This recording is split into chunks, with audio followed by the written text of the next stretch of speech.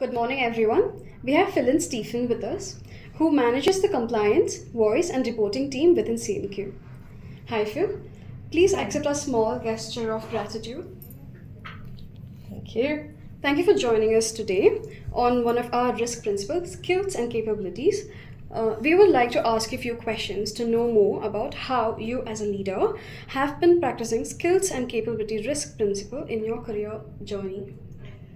All right. So, how I have been practicing skills and capabilities, or how I've been practicing risk in this in my journey with ANZ. So, I generally have a curious mind, and when something goes wrong, I would want to understand deeper in terms of why it went wrong, how did it originate, why didn't we do it differently, and then I sit back and realize in terms of thinking, if I was in that place, would I have done anything different, or would I have gone into falling into the same issue of making that mistake if that error had happened.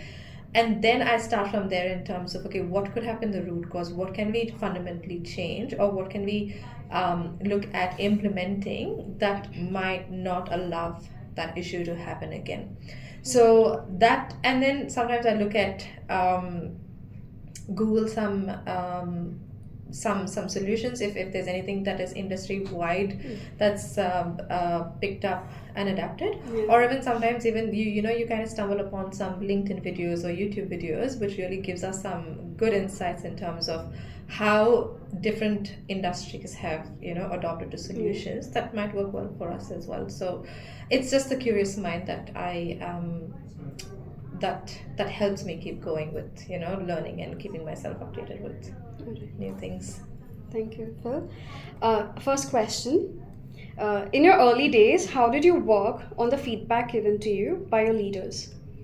So not necessarily just early days, even now, right? So when feedback is given to me, the first thing that I want to sit back and think is, am I going to accept that feedback or not, right? And let's say I accept that feedback, that means I'm in agreement with my leader to say that, okay, yes, I could have done that better, or yeah, I know I messed that up and I should have done that better, even from my own expectations.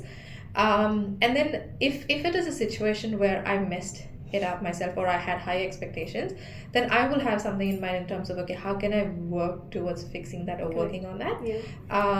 Or let's say if there is a situation where I'm not sure how to head with it, then I ask my leader, like, what do you think I should do? And then it might be a quick one for my leader saying, I think you should just do this, and then I set up a plan to say that, okay, I'm definitely going to do that.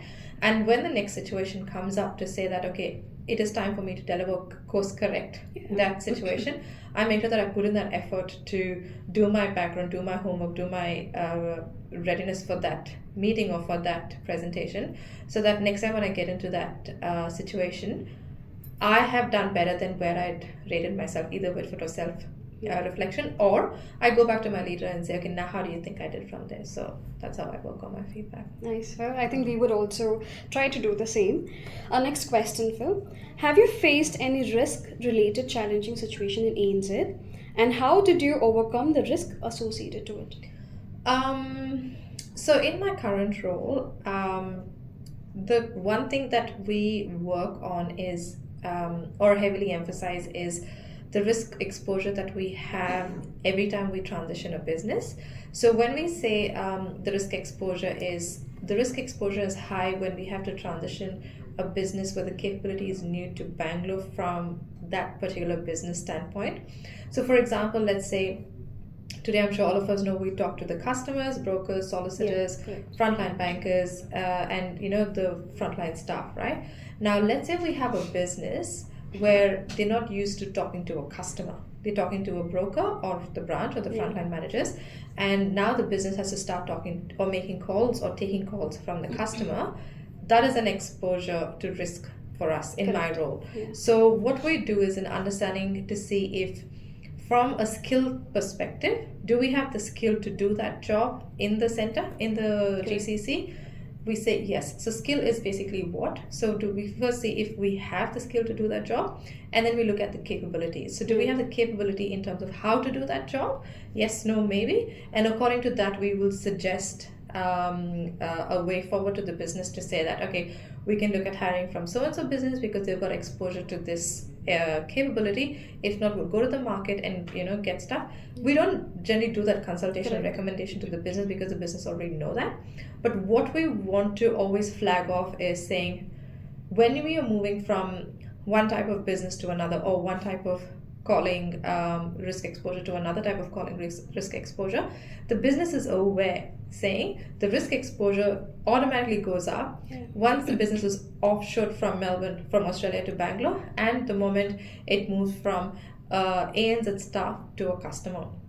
So that's how we are, keeping our mind or a check on what's the risk exposure that we have, and accordingly we build or we do our discovery and diagnostics in terms of every business that's being offshored to say if we have the skills and capabilities to deliver that or to receive that piece of work in Bangalore, and thereby go and build on that curriculum from, let's say, a voice capability set up to make sure that we're setting up the business for success. That was very structured answer.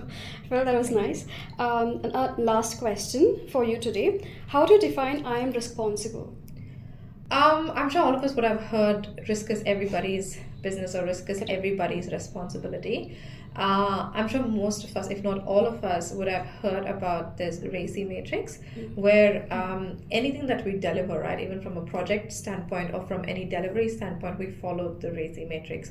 So I feel risk is one element where it ticks off all the sections of RACI. Like all of us are responsible, all of us are accountable, and all of us need to be consulted in some form or the other to just make sure that we take everybody's opinion so that we're not falling into a blind spot to say that, we didn't think about that.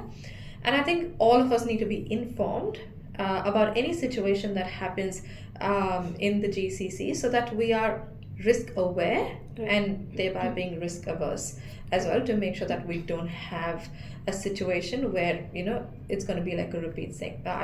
We should have taken that learning on board.